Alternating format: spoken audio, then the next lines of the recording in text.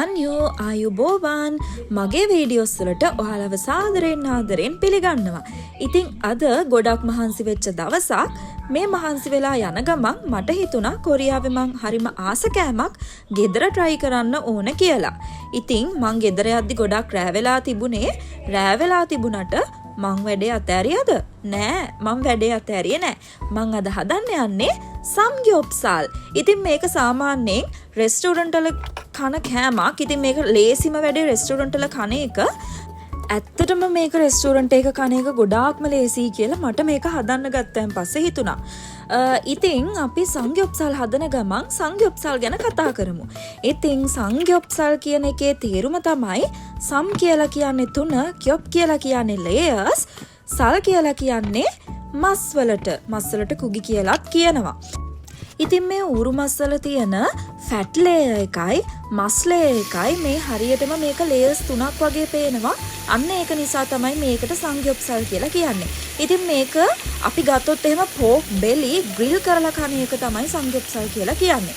ඉතින් සාමාන්‍යයෙන් මේක රෙස්ටෝරන්ට් එකක නම් ග්‍රිල් එකක් තියෙනවා. ඉතින් එක්කම යාලා දැලක් පාවිච්චි කරනවා. එහෙම නැත්නම් මේ ග්‍රිල් එක මැද්දෙන් හිලක් තියෙන ග්‍රිල් එකක් තමයි මට තේරුනේ. ඇයි මෙයාලා මේ මැද්දෙන් හිලක් තියෙන ග්‍රිල් එකක් පාවිච්චි කරන්න කියන එක.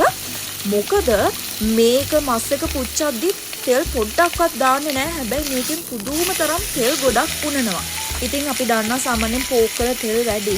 ඉතින් ඒ නිසා තමයි මේකට අර මැද්දෙන් හිලක් තියෙන ග්‍රිල් එකක් පාවිච්චි කරන්නේ. ඉතින් අපි සංග්යොප්සල් ගැන කතා කරොත් එහෙම මේක රෝයල් කුසින් එකක් නෙවෙයි. ඒ කියන්නේ මේක රජ කාලේ ඉඳන් පැවතගෙන එන ඩිෂ් එකක් නෙවෙයි. මේක කොරියාව ඇතුලේ 1960 84 කාලේදී තමයි ගොඩාක්ම ජනප්‍රිය වෙන්නේ. අපි ගත්තොත් එහෙම කොරියාව දියුණු වෙනවත් එක්ක කොරියාව ඇතුලේ පෝක් ප්‍රොඩක්ෂන් එක වැඩි වෙනවා. එතකොට මීට් ගොඩක් සප්ලයි කරන්න පුළුවන් වෙනවා. මෙන්න මේකත් එක්ක රෙස්ටෝරන්ට් ඇතුලේ පෝක් ගොඩාක්ම ජනප්‍රිය කෑමක් බවට පත් වෙනවා. ඉතින් පෝක් කියලා කියන්නේ කොරියාවට නැතුවම බැරි කෑමක්. ඉතින් අපිට මේක සාමාන්‍ය ෆුඩ් කල්චර් එකක් වගේ පෙනුනට මේක ඉකොනොමිකලි ආර්ථිකමය වශයෙන් කොරියාවට ගොඩක් වැදගත් වෙන දෙයක්. ඉතින් අපි මේක කන්නේ කොහොමද කියලා කතා කරොත් එහෙම සාමාන්‍යයෙන් රෙස්ටෝරන්ට් ඇතුලේ නම් මේසේ මැද්දට ග්‍රිල් එකක් තියෙනවා. හැමෝම මේසේ වටේ ඉඳගෙන මේ මස් පුච්චගෙන කනවා. ඉතින් හරියටම මේක බැලුවොත් එහෙම ටීම් වර්ක් එකක් වගේ තමයි පේන්නේ. එක්කෙනෙක් මස් එහෙට මෙහෙට හරවනවා, තව කෙනෙක් මස් කතුරකින් කපනවා, තව කෙනෙක් කිංචි, ඊට පස්සේ අපි ගත්තොත් එහෙම ගාලික්, මෙන්න මේ වගේ දේවල් දාලා ඒවත් ග්‍රිල් කරනවා.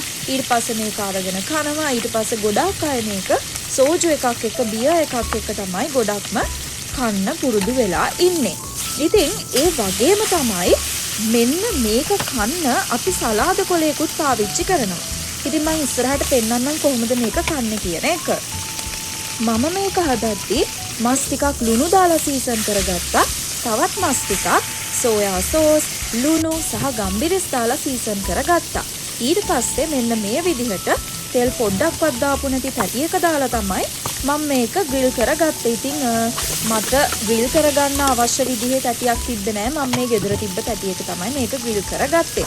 ඉතින් තවත් සඳහන් කරන්න ඕන දෙයක් තමයි මේ සංග්යොප්සල් කොච්චර කොරියාව ඇතුලේ ජනප්‍රියයිද කියනවා නම් හැම අවුරුද්දකම මාර්තු 3 වෙනිදා සංග්යොප්සල් ඩේ එක විදිහටත් නම් කරලා තියෙනවා. ඊට පස්සේ මම මේකට සුදුලුණු, කිම්චි වගේ ඒ තැටියටම ඒ දේවල් දාලා ඒවත් පොඩ්ඩක් එහෙට මෙහෙට දාලා ග්‍රිල් කරගත්තා. ඉතින් අපි සංග්යොප්සල් ගැන තව කතා කරොත් එහෙම මේක ගොඩක් කොරියාව ඇතුලේ ජනප්‍රිය වෙන්න තව එක හේතුවක් තමයි මේකට ලොකු ප්‍රෙපරේෂන් එකක් අවශ්‍ය වෙන්නේ නැහැ.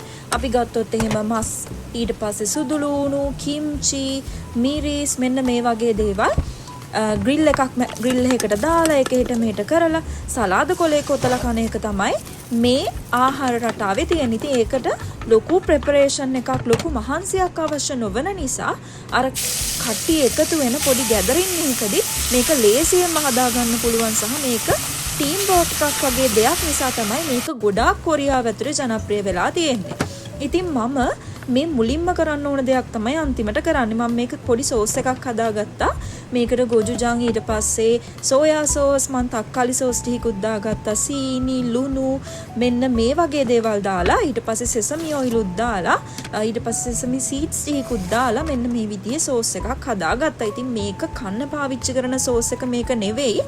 මට මේක තව චුට්ටක් සැර කරගන්න ඕන නිසා මම ලංකාවේ මිරිස් කුඩු ටිකකුත් මේකට එකතු කරගත්තා. ඉතින් මේ තියෙන්නේ මම මේක ඩිප් කරගෙන කන්න හදපු මගේ සරල සෝස් එක. ඉතින් ඊට පස්සේ මම මෙන්න මේ විදිහට අර ග්‍රිල් කරගත්ත ගාලික් වලට ගාලික් තිබ්බ භාජනයට චූටියට කපා ගන්නවා අමු මිරිස් ටිකකුත්.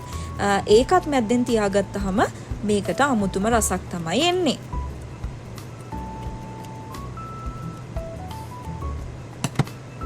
ඊට පස්සේ මට හිතුණා මේකට අමු ලුණු ගෙඩියකුත් කපා ගත්තා නම් හොඳයි කියලා.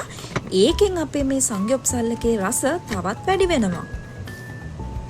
ටන්ටටා මේ තියෙන්නේ මං හදාගත්ත මගේ සංයොප්සල් එක. ඒකට මම බත් ටිකකුත් එකතු කරගත්තා. ඉතින් මෙන්න මේ විදිහට තමයි ඒක කන්නේ. මේක එක විදිහට කනවා. ඉතින් මේ විදිහට සලාද කොලේ මැද්දට මේ තියෙන එක දේවල් තියලා මෙන්න මේ විදිහට ඔත්තලා කන්න තමයි තියෙන්නේ.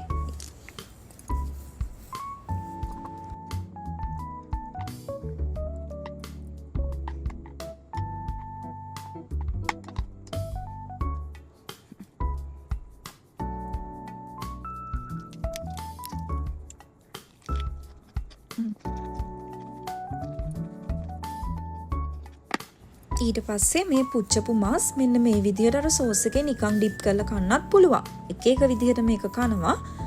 ඉතින් මේක හරිම රසයි.